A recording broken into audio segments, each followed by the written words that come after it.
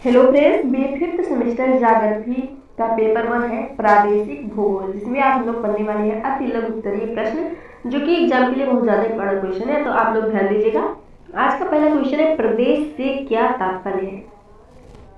प्रदेश से आशय एक ऐसे क्षेत्र से है जो किसी न किसी आधार पर अपने समीपवर्ती क्षेत्रों से अलग हो और विभेदित किया जा सके। प्रदेश से आशय एक ऐसे क्षेत्र से जो किसी न किसी आधार पर अपने समीपवर्ती क्षेत्रों से अलग हो, जो अपने आसपास का क्षेत्र है उससे थोड़ा अलग होता है। क्या प्रदेश का जो क्षेत्र होता है उससे थोड़ा अलग होता है और विभेदित किया जा सके। हर्बर्टन के शब्दों में प्रदेश हुआ भौगोलिक इकाई जिसमें भूमि, जल, वायु, पशु, पेड़ पौधे तथा मनुष्य क्षेत्रीय स्तर पर परस्पर इतने घनिष्ठ और विशिष्ट संबंध में संयुक्त हो गए हैं कि उनसे संपूर्ण की एक विलग या अनूठी पहचान बन गई है। जैसे देखेंगे, प्रदेश से तात्पर्य एक ऐसे क्षेत्र से है जो किसी न किसी आधार पर अपने समीपवर्ती क्षेत्रों से अलग हो और विभेदित किया जा सके। हर्बर्टन के शब्दों में बात करें तो प्रदेश हुआ भौगोलिक इकाई जिसमें भूमि, जल, वायु, पशु, पेड़ पौधे तथा मनुष्य, इन सभी में एक परस्पर एक घनिष्ठ संबंध बन गया है और एक विशिष्ट संबंध में ये लोग संयुक्त हो गए हैं। भूमि, जल, वायु, पशु, पेड़ पौधे, मनुष्य क्षेत्रीय स्तर पर परस्पर इतने घनिष्ठ और विशिष्ट संबंध में संयुक्त हो गए हैं कि उनमें एक संपूर्ण की एक विलग या अनूठी पहचान बन गई है। आगे देखते हैं, क्वेश्चन नंबर 2 है, सतत विकास का अर्थ व परिभाषा। आप लोग बता दो, फर्स्ट वाला क्वेश्चन भी मोस्ट इंपॉर्टेंट है एग्जाम के लिए और सेकेंड वाला भी मोस्ट इंपॉर्टेंट है। तो देखते हैं सतत विकास का अर्थ व परिभाषा। सतत विकास का शाब्दिक अर्थ यह है कि ऐसा विकास जो जारी रह सके, ऐसा विकास जो जारी रह सके और टिकाऊ बना रह सके।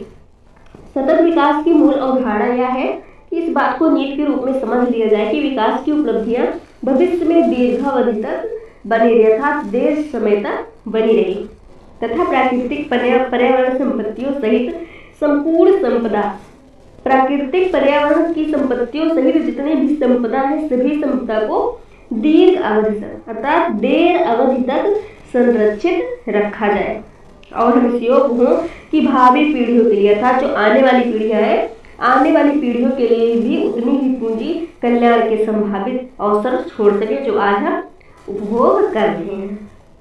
तो सतत विकास क्या है? सतत का मतलब होता है लगातार और विकास का मतलब होता है विकास होना। सतत विकास का शाब्दिक अर्थ है ऐसा विकास जो जारी रह सके और टिकाऊ बना रह सके। सतत विकास की मूल अवधारणा यह है कि इस बात को नीति के रूप में समझ लिया जाए कि विकास की उपलब्धियां भविष्य में दीर्घावधि तक बनी रहे तथा प्राकृतिक पर्यावरण संपत्तियों सहित संपूर्ण संपदा को दीर्घ अवधि तक संरक्षित रखा जा सके अर्थात बचाकर रखा जा सके। और हम इस योग्य हो कि भावी पीढ़ियों के लिए, आने वाली पीढ़ियों के लिए, जो हमारे पास आने वाली है, आने वाली पीढ़ियों के लिए उतनी ही पूंजी कल्याण के संभावित अवसर छोड़ सके जो हम आज उपभोग कर रहे हैं। आगे कर बात करें, वुडलैंड कमीशन द्वारा जारी रिपोर्ट 1987 के अनुसार, तो उसमें बताया गया है आने वाली पीढ़ी की अपनी आवश्यकताओं को पूरा करने की क्षमता से समझौता किए बिना वर्तमान की पीढ़ी की आवश्यकताओं को पूरा करने हेतु विकास ही सतत विकास है। इसमें क्या कहा है? वुडलैंड कमीशन द्वारा जारी रिपोर्ट 1987 के अनुसार आने वाली पीढ़ी की आवश्यकता को पूरा करने की क्षमता से समझौता किए बिना वर्तमान की पीढ़ी जो आज चल रही है, प्रेजेंट टाइम, वर्तमान की पीढ़ी की आवश्यकताओं को पूरा करने हेतु विकास ही सतत विकास है। आगे देखते हैं, क्वेश्चन नंबर 3 है क्षेत्रीय संतुलन। आप लोगों को बता दें ये भी मोस्ट इंपॉर्टेंट क्वेश्चन है, क्षेत्रीय संतुलन। क्षेत्रीय संतुलन से तात्पर्य किसी देश के विभिन्न भौगोलिक एवं राजनीतिक क्षेत्रों में समान विकास से है। क्षेत्रीय संतुलन से तात्पर्य किसी देश के विभिन्न भौगोलिक एवं राजनीतिक क्षेत्रों में समान विकास से अर्थात विकास प्रक्रिया का संचालन इस प्रकार किया जाए कि विभिन्न क्षेत्रों के विकास को गतिशील रखने के साथ साथ पिछड़े हुए क्षेत्रों के विकास की गति को अधिक तीव्र रखा जाए। क्षेत्रीय संतुलन जो है इसमें विभिन्न क्षेत्रों के विकास को तो गतिशील रखा ही जाएगा, लेकिन उसके साथ साथ जो पिछड़े हुए क्षेत्र है वहाँ के, उनको भी विकास के स्तर तक पहुँचाया जाए, उनको भी तीव्र रखा जाए जिससे पिछड़े हुए क्षेत्र विकसित क्षेत्रों के समान विकास का स्तर प्राप्त कर सके। इसका तात्पर्य कदापि नहीं है कि विकास प्रक्रिया में विकसित क्षेत्रों के और विकास को उस समय तक गतिहीन रखा जाए जब तक कि अन्य क्षेत्र उनके समान विकास स्तर न प्राप्त कर लें। विकसित क्षेत्रों के विकास की गति को तीव्र रखकर इस उद्देश्य की पूर्ति की जा सकती है। एक बार फिर से देख लेते हैं बड़ा क्वेश्चन ये वाला। क्षेत्रीय संतुलन। क्षेत्रीय संतुलन से तात्पर्य किसी देश के विभिन्न भौगोलिक एवं राजनीतिक क्षेत्रों में समान विकास है, अर्थात विकास प्रक्रिया का संचालन इस प्रकार किया जाए कि विभिन्न क्षेत्रों के विकास को गतिशील रखने के साथ साथ पिछड़े हुए क्षेत्रों के विकास की गति को अधिक तीव्र रखा जाए। क्या कहा गया है इसमें? विकास प्रक्रिया का संचालन इस प्रकार किया जाए कि विभिन्न क्षेत्रों के विकास को गतिशील रखने के साथ साथ जो पिछड़े हुए क्षेत्र हैं उनके विकास की गति को अधिक तीव्र रखा जाए, जिससे पिछड़े क्षेत्र विकसित क्षेत्रों के समान विकास का स्तर प्राप्त कर सकें। इसका तात्पर्य कदाप नहीं है कि विकास प्रक्रिया में विकसित क्षेत्रों के और विकास को उस समय तक गतिहीन रखा जाए जब तक कि अन्य क्षेत्र इसके समान विकास स्तर प्राप्त न कर ले। विकसित क्षेत्रों के विकास की गति तीव्र रखकर इस उद्देश्य की पूर्ति की जा सकती है। अगला देखते हैं क्वेश्चन नंबर 4 है खंडीय संतुलन।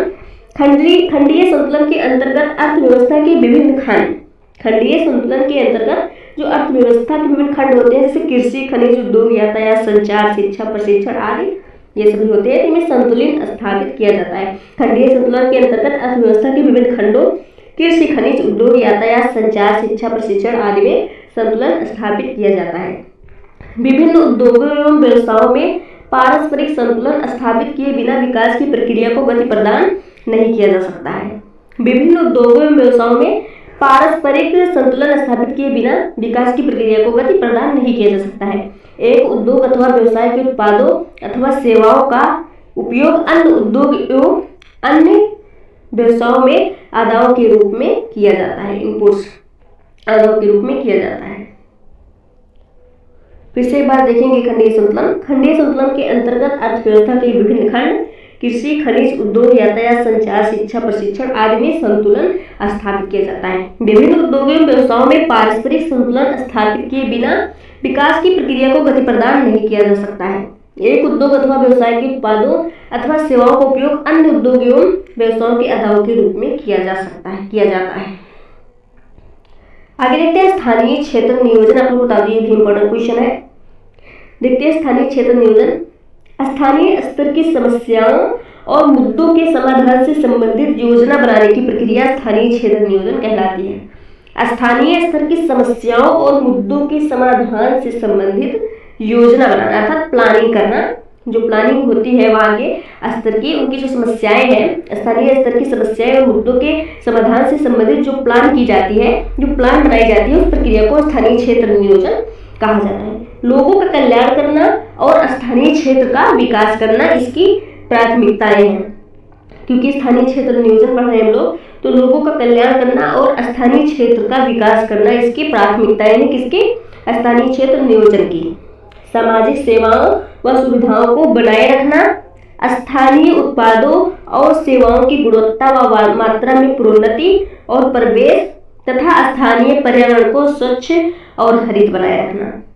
इसके कुछ सतत प्रयोजन होते हैं।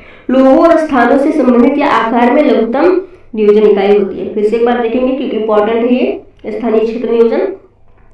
स्थानीय स्तर की समस्याओं और मुद्दों के समाधान से संबंधित जो योजना बनाने की प्रक्रिया होती है, प्लानिंग करने की जो प्रक्रिया होती है, उसे स्थानीय क्षेत्र नियोजन कहा जाता है, या उस प्रक्रिया को स्थानीय क्षेत्र नियोजन कहा जाता है। स्थानीय स्तर की समस्याओं और मुद्दों के समाधान से संबंधित योजना बनाने की प्रक्रिया स्थानीय क्षेत्र नियोजन कहलाती है। लोगों का कल्याण करना और स्थानीय क्षेत्र का विकास करना इसकी प्राथमिकताएं हैं। सामाजिक सेवाओं और सुविधाओं को बनाए रखना, स्थानीय उत्पादों और सेवाओं की गुणवत्ता व मात्रा में प्रोन्नति और प्रवेश तथा स्थानीय पर्यावरण को स्वच्छ और हरित बनाए रखना, इसके कुछ सतत प्रयोजन होते हैं।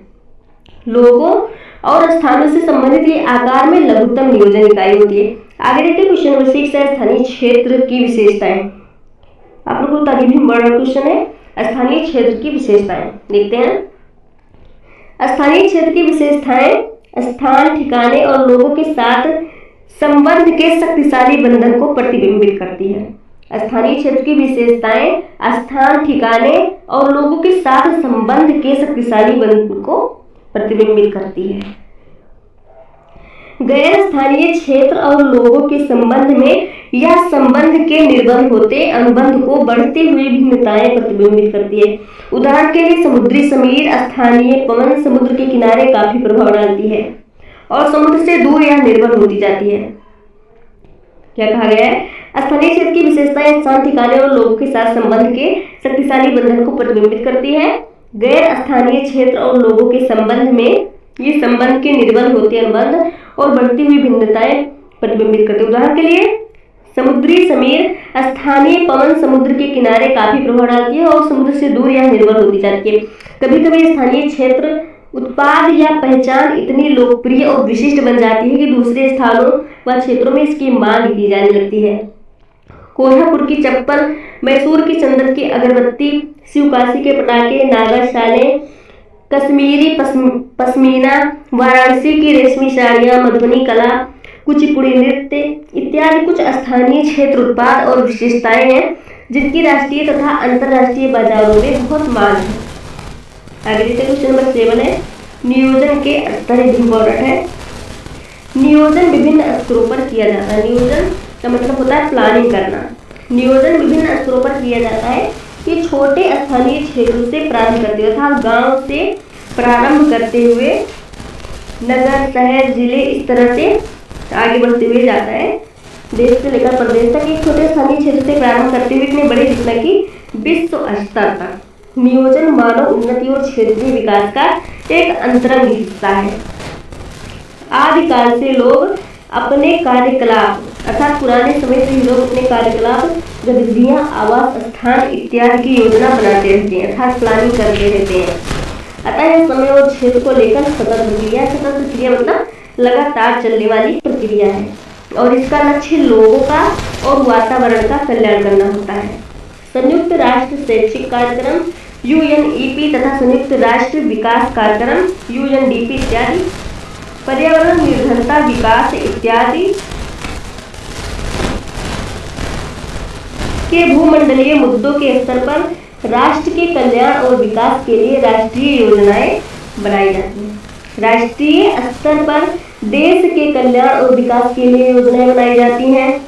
राज्य के स्तर पर राजकीय नियोजन परिषद है जो पूरे राज्य के लिए योजना तैयार करता है। इसे प्रादेशिक नियोजन के नाम से भी जाना जाता है। जिले के स्तर पर नियोजन और विकास संस्थाएं एक साथ कार्य करती हैं और जिला भी योजना क्रियान्वयन का समन्वय करता है। सामुदायिक विकासखंड चौथे स्तर की लघु नियोजन इकाई है। सामुदायिक विकासखंड चौथे स्तर की लघु नियोजन इकाइयां हैं। प्रत्येक सामुदायिक विकासखंड के अंतर्गत 50 गांव होते हैं। कितने गांव होते हैं? 50 गांव होते हैं। प्रत्येक सामुदायिक खंड के अंतर्गत 50 गांव होते हैं। ये खंड गांव और परिवार के स्तर पर योजना क्रियान्वयन के लिए जिम्मेदार होते हैं। स्थानीय क्षेत्र नियोजन छोटे इलाकों जैसे गांव, बस्ती, मोहल्ले के लिए होता है। आगे देखते हैं, क्वेश्चन नंबर 8 है विकास ध्रुव। आप लोगों को बता दूं ये भी मोस्ट इंपॉर्टेंट क्वेश्चन है। देखते हैं, विकास ध्रुव एक अमूर्त आर्थिक क्षेत्र है जो बल के क्षेत्र के रूप में कार्य करता है। विकास ध्रुव एक अमूर्त आर्थिक क्षेत्र है जो बल के क्षेत्र के रूप में कार्य करता है, जहां पर केंद्रों प्रसारक बल परिधि तक निकलते हैं और जहां प्राथमिक उत्पाद मूल्य वृद्धि के लिए आकर्षित होते हैं। विकास ध्रुव एक बड़ा शहर है जहां आर्थिक गतिविधियां, उद्योग और सेवाएं आर्थिक बाह्यताओं के कारण बड़े पैमाने पर संचालित होती है और परिधि के लोग उत्पादों की बिक्री और खरीद के लिए शहर में आते हैं। फिर से देखेंगे एक बार, इंपॉर्टेंट क्वेश्चन है। विकास ध्रुव एक अमूर्त आर्थिक क्षेत्र जो बल के क्षेत्र के रूप में कार्य करता है, जहां से केंद्रों प्रसारक बल परिधि तक निकलते हैं और जहां प्राथमिक उत्पाद मूल्य वृद्धि के लिए आकर्षित होते हैं। विकास ध्रुव एक बड़ा शहर है जहां आर्थिक गतिविधियां, उद्योग और सेवाएं आर्थिक बाह्यताओं के कारण बड़े पैमाने पर संचालित होती है और परिधि के लोग उत्पादों की बिक्री और खरीद के लिए शहर में आते हैं। आगे देखते हैं, क्वेश्चन नंबर 9 है विकास ध्रुव सिद्धांत। आप लोग बता दी मोस्ट इंपॉर्टेंट क्वेश्चन है, इस पर आप लोग ध्यान दीजिएगा। विकास ध्रुव सिद्धांत 1955 में फ्रांस के क्षेत्रीय अर्थशास्त्री 1955 में फ्रांस के क्षेत्रीय अर्थशास्त्री जिनका नाम क्या है? फ्रांकोइस पेरॉक्स। 1955 में फ्रांस के क्षेत्रीय अर्थशास्त्री फ्रांकोइस पैराक्स द्वारा विकास ध्रुव सिद्धांत विकसित किया गया। वे आर्थिक विकास की घटना और संरचनात्मक परिवर्तन की प्रक्रिया से चिंतित थे। फ्रांकोइस पैराक्स जो थे वे आर्थिक विकास की घटना और संरचनात्मक परिवर्तन की प्रक्रिया से चिंतित थे। उन्होंने ये समझाने का प्रयास किया कि आर्थिक विकास की आधुनिक प्रक्रिया कैसे संतुलित विकास की स्थिर अवधारणा से भटकती है। उनकी दलीलें नवाचारों और बड़े पैमाने पर फर्मों की भूमिका के बारे में शुम्पेटर के सिद्धांतों पर आधारित थी। फिर से देखेंगे 1955 में फ्रांस के क्षेत्रीय अर्थशास्त्री फ्रांकोइस पैराक्स द्वारा विकास ध्रुव सिद्धांत विकसित किया गया। वे आर्थिक विकास की घटना और संरचनात्मक परिवर्तन की प्रक्रिया से चिंतित थे। उन्होंने यह समझाने का प्रयास किया कि आर्थिक विकास की आधुनिक प्रक्रिया कैसे संतुलित विकास की स्थिर अवधारणा से भटकती है। उनकी दलीलें नवाचारों और बड़े पैमानों पर फर्मों की भूमिका के बारे में शुम्पेटर के सिद्धांतों पर आधारित थी। आगे देखते हैं क्वेश्चन नंबर 10 है। आप लोग बता दो question number 10 most important question है। विकास ध्रुव सिद्धांत की मान्यताएं देखते हैं। पहला है असंतुलित विकास। आर्थिक विकास हर जगह नहीं बल्कि कुछ अनुकूल स्थानों पर होता है। असंतुलित विकास है फर्स्ट पॉइंट। आर्थिक विकास हर जगह नहीं बल्कि कुछ स्थानों पर होता है। दूसरा है बाह्यताएं।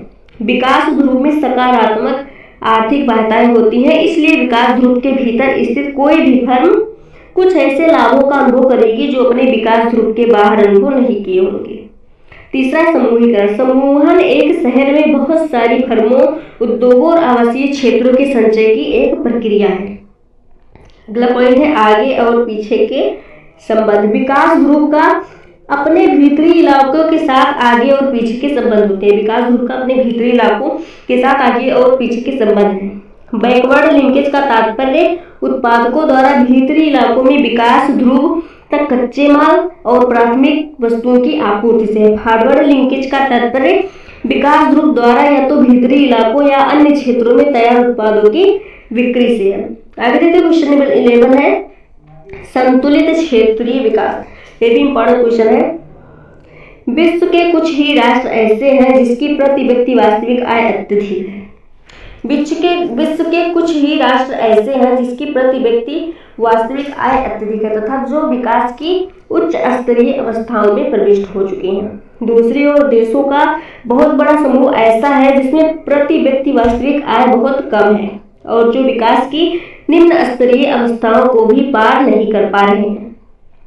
अति विकसित देशों एवं अल्प विकसित देशों में यह अंतर निरंतर विद्यमान ही नहीं है बल्कि इस अंतर में वृद्धि भी होती जा रही है। यही क्षेत्रीय संतुलन है।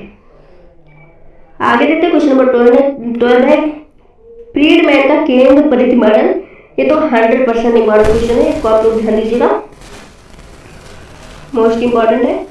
फ्रीडमैन के अनुसार किसी भी क्षेत्र का विकास वहां के विकसित केंद्र तथा अविकसित परिधि के परस्पर संबंधों पर निर्भर करता है।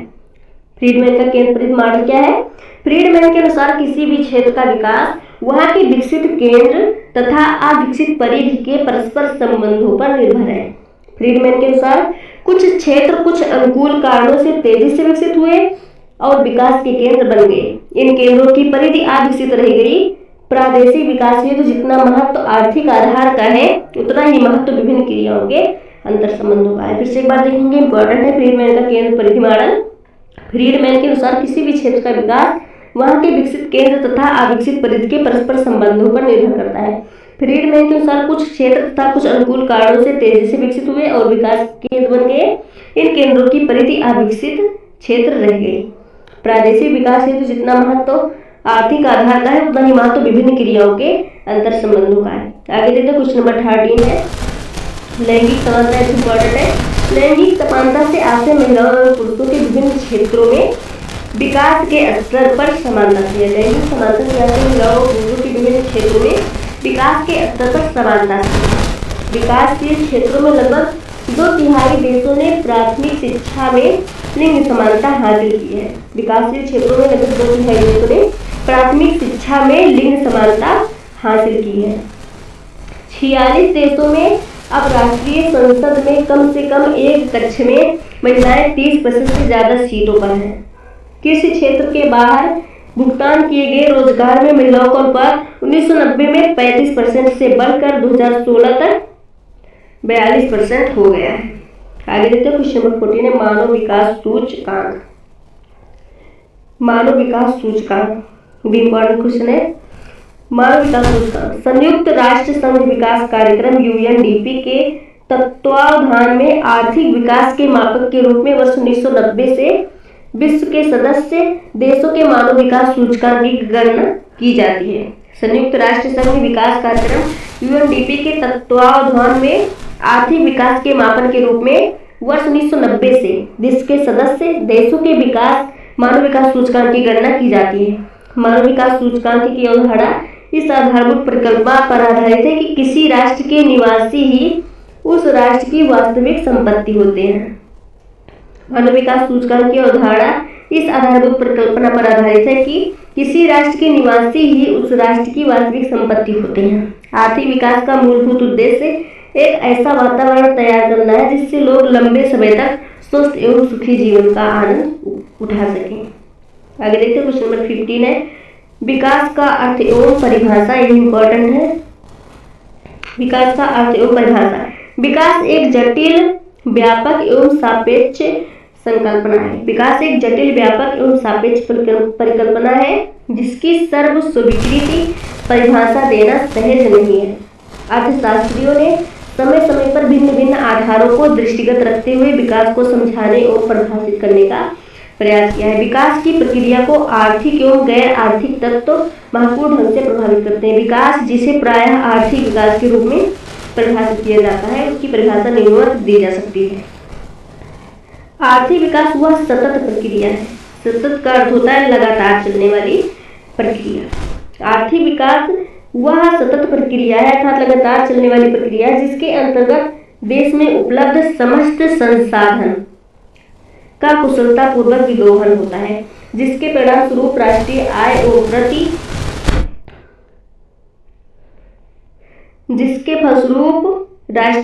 एवं प्रति व्यक्ति आय में निरंतर एवं दीर्घकालीन वृद्धि होती है। आर्थिक विषमता में कमी आती है। जन सामान्य के जीवन स्तर एवं कल्याण में बढ़ोतरी होती है। आगे देखते हैं क्वेश्चन नंबर 16 है विकसित अर्थव्यवस्थाएं। भी इंपॉर्टेंट है। विकसित अर्थव्यवस्थाएं ऐसी अर्थव्यवस्थाएं जो आर्थिक रूप से संपन्न होती है। ऐसी अर्थव्यवस्थाएं जो आर्थिक रूप से संपन्न होती है तथा विकास के उच्च स्तर को प्राप्त किए रहती है विकसित अर्थव्यवस्थाएं कहलाती है।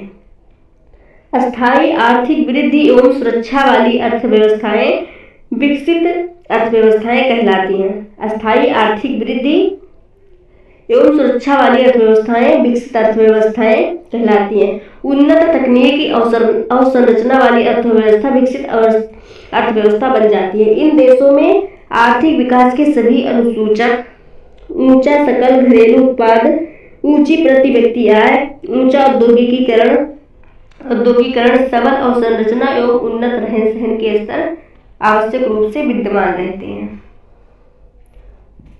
फिर से एक बात देखेंगे इंपॉर्टेंट है विकसित अर्थव्यवस्थाएं ऐसी अर्थव्यवस्थाएं जो आर्थिक रूप से संपन्न होती है तथा विकास के उच्च स्तर को प्राप्त किए रहती है विकसित अर्थव्यवस्थाएं कहलाती है। अस्थायी आर्थिक वृद्धि एवं सुरक्षा वाली अर्थव्यवस्थाएं विकसित अर्थव्यवस्थाएं कहलाती हैं।